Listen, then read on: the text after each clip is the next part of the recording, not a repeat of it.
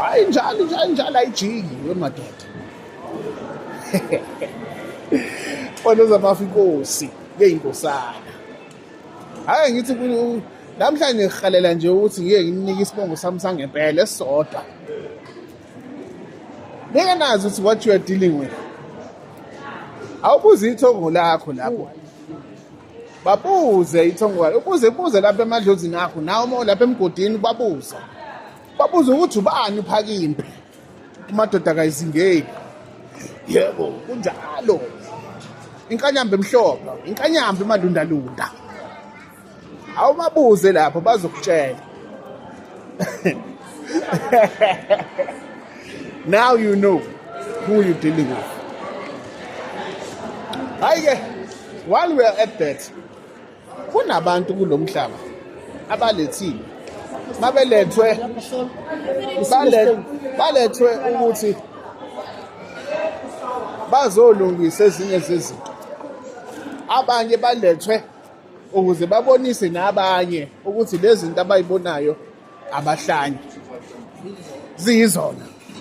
Nabanye balethe ukuthi bazoba yi-example kwabanye ukuthi mele uziphathe ngaluphi uhlobo.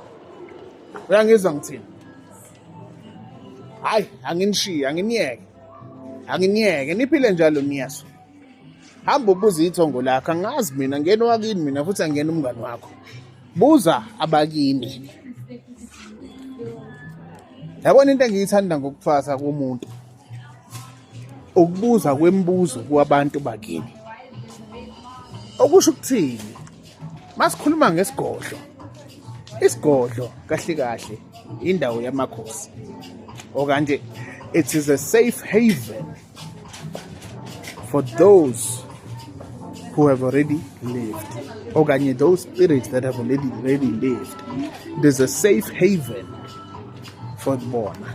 Hence the name is Godla, because bagodla ulwazi lasekhaya, bagodla indlela yokudila nezimpi zasekhaya, bagodla ulwazi lokwelapha ngendlela yabo basekhaya kini, isigodlo. Ngelinye ilanga mangijabulile so esikhulume ngesigodlo, ukuze kahle isigodlo kuze hayi anginiyeke niphile njalo nyeso.